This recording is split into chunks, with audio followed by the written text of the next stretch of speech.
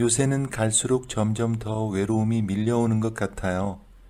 커플들끼리 다정이 있는 모습을 볼 때면 부럽기도 하고, 아이와 함께 손잡고 가는 부모를 보면 나도 일찍 결혼했으면 저만한 아이 낳고 잘 살고 있었을 텐데 등등 별의별 생각이 다 들면서 결국 외로움을 느끼곤 한답니다. 하지만 누군가를 만나고 사랑하는 게 저 혼자만 원한다고 되는 게 아니잖아요. 상대방도 제가 마음에 들어야 하는 게 당연한 건데 남자들은 저 같은 외모를 별로 좋아하지 않나 봐요. 늘 언제나 인기 없는 여자 같다는 생각을 하게 되거든요.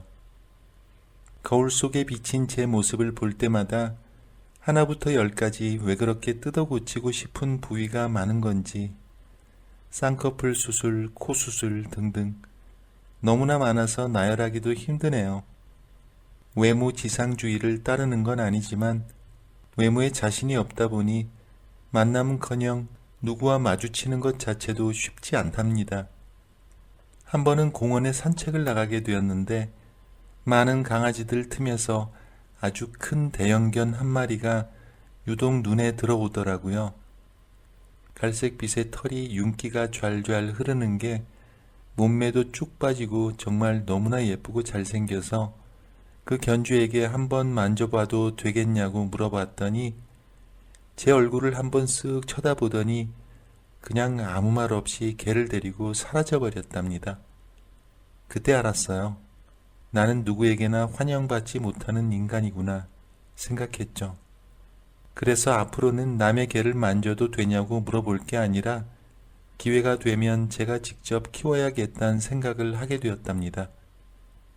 하지만 제가 사는 집은 원룸이었기 때문에 작은 강아지 정도는 키울 수 있을지 몰라도 대형견을 집에서 키우긴 너무나 힘들었어요. 하지만 전 대형견을 키우고 싶었어요. 한 번은 유튜브를 보다가 어떤 여자가 대형견을 꼭 껴안고 자고 있는 영상을 올렸더라고요. 그 모습을 보니 왜 그렇게 포근해 보이고 편안해 보이던지 정말 남편 없이도 애인 없이도 그냥 내 개가 애인이자 남편이다 생각하면서 안고만 자도 괜찮겠다는 생각이 들 정도였어요. 그만큼 의젓해 보이고 잘생겨 보이고 포근해 보였거든요. 물론 그런 이유 하나 때문에 제가 대형견을 키우고 싶다는 건 아니고 혼자보단 둘이 낫다고 생각했고 그게 비록 사람이 아니라 개일지라도 외로움을 극복하기 위한 수단이 될 수 있다는 생각 때문에 대형견을 키우고 싶었어요. 그래서 지금 사는 집보다 더 큰 집으로 이사를 가게 된다면 꼭 대형견을 키워야겠다 생각하고 있었어요. 그런데 하루하루 지날수록 외로움은 점점 더 극에 달했고 이제는 도저히 안 되겠다, 대형견을 사야겠다라는 생각이 들어 인터넷을 뒤지다가 유기견에 관한 글 하나를 보게 되었어요. 그런데 그 유기견 중에서 대형견 한 마리가 있는 거예요. 품종은 레브라도 리트리버였는데 얼마나 예쁘게 생겼는지 주인이 버린 건지 아니면 못 찾은 건지 한 달 넘게 주인 연락 오기만을 기다리다가 연락이 안 오자 대신 키워줄 사람을 찾고 있더라고요. 이때다 싶어 제가 바로 연락을 했고 그 대형견을 데려다 제가 키우게 되었어요. 집에 데리고 왔는데 대형견임에도 불구하고 잘 짖지도 않고 얼마나 순하던지 참 듬직하니 너무나 예뻤답니다. 따로 교육을 시킬 필요도 없이 대소변 다 가릴 줄 알았고 정말 어느 집에서 누군가가 아주 잘 키우다가 잃어버린 거 아닌가 하는 느낌이 들었어요. 저는 이름을 남친이라고 지어주었어요. 남친을 사귀어 본 적이 없는 저로서는 듬직한 남친 같다는 느낌이 들었거든요. 그렇게 남친이를 데리고 온 첫날 남친은 원룸 바닥에서 잤고 저는 침대에서 잤는데 글쎄 자고 일어나 보니 남친이 제 옆에서 엎드려 자고 있는 거예요. 아니 얘가 언제 올라왔지 하는 생각이 들면서 한편으론 제가 정말 마음에 들어 제 옆으로 와서 자나보다 하는 생각이 들었어요. 그 다음 날은 남친이와 함께 침대에서 잤는데 저도 유튜브에서 봤던 것처럼 남친 이를 꼭 껴안고 자게 되었어요. 어찌나 포근하고 귀엽던지 이래서 대형견을 키우는구나 싶었죠. 남친이는 꼭 껴안은 제 얼굴을 정성스럽게 핥아주었습니다. 간지럽지만 남친이가 저를 정말 좋아한다는 게 느껴졌죠. 그렇게 어느덧 대형견 남친이와 생활한 지 한 달쯤 지나갈 무렵이었어요. 남친을 데리고 공원에 산책하러 나갔는데 정말이지 꿈에 그리던 이상형의 남자가 저한테 다가오더라고요. 그러면서 저한테 말을 걸기 시작하는데 강아지가 너무 예쁘다면서 몇 살이냐고 물어보며 만져봐도 되겠냐고 물어보는데 우리 남친이를 통해서 저렇게 멋진 남자가 저에게 말을 걸어주니 남친이가 정말 복덩이구나 하는 생각이 들었어요. 그래서 제가 부끄러운 표정으로 만져도 된다고 했더니 정말 정성스럽게 우리 집 개 남친이를 쓰다듬어 주더라고요. 남친이를 쓰다듬어 주는 그 남자의 손을 보니 힘줄도 많고 손도 크고 정말 그런 손을 가진 남자가 제 이상형이었는데 막 가슴이 두근두근 거리기 시작했답니다.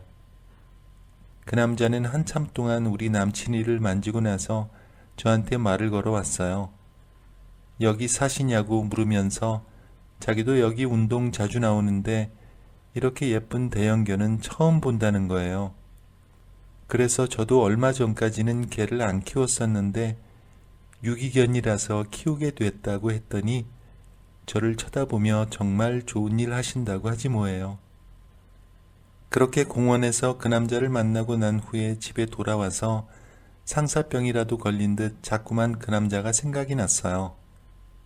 손에 힘줄도 많고 손도 크고 얼굴도 잘생긴 그 남자가 어찌나 제 마음에 쏙 들던지 노처녀 가슴에 불을 지른 듯 싶었답니다. 그때였어요. 남친이가 외롭고 힘든 저를 위로라도 해주듯 갑자기 제 볼을 막 핥아주더라고요.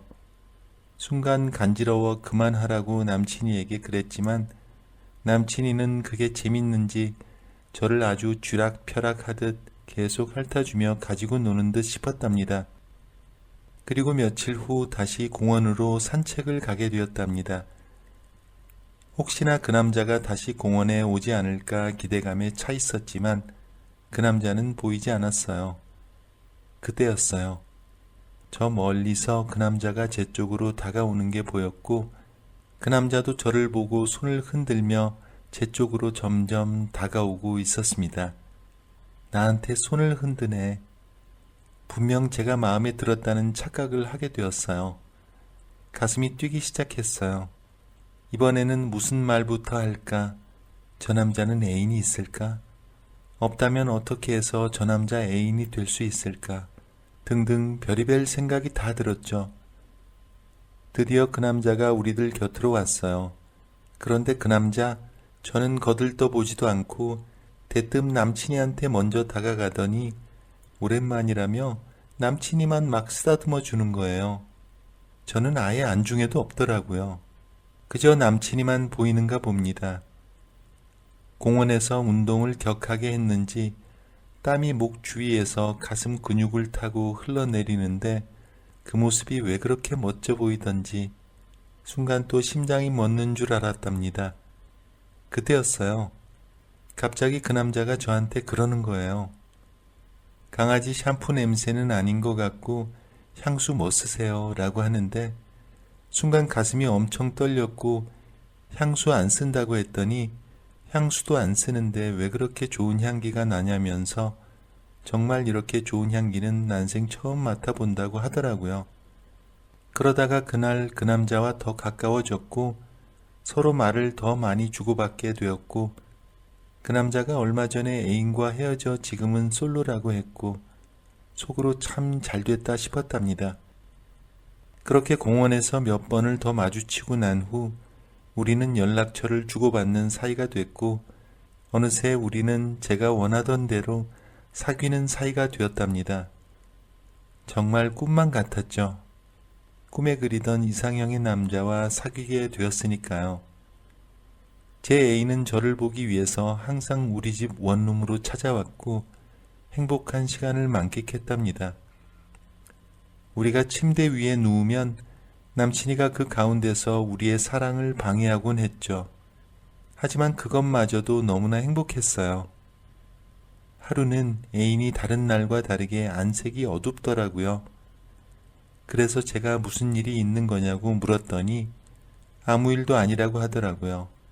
보니까 아무 일도 아니라기엔 정말 다른 날과 마음이 다른 것 같아서 대체 무슨 일이냐고 캐물었더니 당장 급전이 필요하다며 저보고 돈 가진 거 있냐고, 가진 돈이 전부 얼마냐고 하길래 당장 현찰로 1,000만 원 정도 있다고 했더니 그럼 그거라도 좀 우선 빌려줄 수 있겠느냐고 하는 거예요. 그래서 제가 어디다 쓰려고 그러느냐고 물었더니 예전부터 동생 수술비 때문에 빚이 조금 있는데 그 빚이 사채가 껴서 요즘 힘들다는 거예요. 그 말을 들으니 왠지 사채업자들이 애인에게 해코지라도 할까봐 걱정이 돼서 알았다고 하고는 당장 1,000만 원을 현금으로 찾아 애인에게 건네주었어요. 애인이 현금으로 달라고 했거든요. 애인은 고맙다면서 오늘은 그만 일찍 가보겠다고 하길래 저도 그러라고 했고 애인에게 뽀뽀를 하려고 하자 애인이 갑자기 저 대신 우리 집 대형견 남친이에게만 뽀뽀를 하고 이만 가겠다고 하더라고요. 좀 섭섭했지만 뭐 우리 집 남친이가 예뻐서 그러겠거니 하고만 생각했어요. 하루가 지나고 이틀이 지나고 3일이 흘렀는데도 애인한테 연락이 없었어요. 카톡을 보내도 답장도 없고 안 되겠다 싶어 전화를 걸어봤지만 없는 전화번호로 나왔답니다. 뭔가 기분이 찜찜했어요. 수소문 해봤지만 애인을 찾을 길은 없었고 공원으로 나가봐도 애인의 모습은 아예 그림자도 볼 수 없었죠. 저는 사기를 당한 것이었답니다. 저를 좋아하는 것도 아니었던 거예요. 그냥 돈 뜯어내려고 저한테 접근한 것 같았어요. 어쩐지 이상하다 했어요. 남자들은 대부분 저를 좋아하지 않는데 어째 그런 킹카가 저에게 사귀자고 하더라니. 바보같이. 제가 멍청하게도 그자의 꼬임에 넘어간 거였죠. 경찰에 신고를 했지만 찾을 길이 없었답니다. 한 가지 소름 돋는 건 이 남자가 아주 계획적이었다는 생각이 들었기 때문이에요. 그 이유 중 하나가 제가 휴대폰을 들고 사진이나 영상을 찍으려고 할 때면 자기는 빼달라면서 자기는 찍지 말라고 나중에 좋은 카메라로 찍자고 매번 그랬었거든요. 자기 얼굴이 찍히면 안 됐을 테니까 그랬겠죠. 그리고 어디 사는지 알려주지도 않았어요. 누추하다면서 이사 가면 알려주겠다고 매번 그랬고요. 그 모든 게 다 사기를 치기 위한 계획이었다는 생각을 하니 왈칵 눈물이 쏟아졌어요. 저는 우리 남친이를 부둥켜 안고 막 울었답니다. 돈도 잃고 바보처럼 남자한테 이용당한 것 같아서 너무 슬펐어요. 그랬더니 우리 집 남친이가 저를 핥아주며 위로를 해주었답니다. 정말 이런 제 마음을 알아주는 건 우리 남친이밖에 없는 것 같네요. 남친아, 우리 평생 헤어지지 말자. 나에겐 너밖에 없어. 내 마음 알지? 사랑해.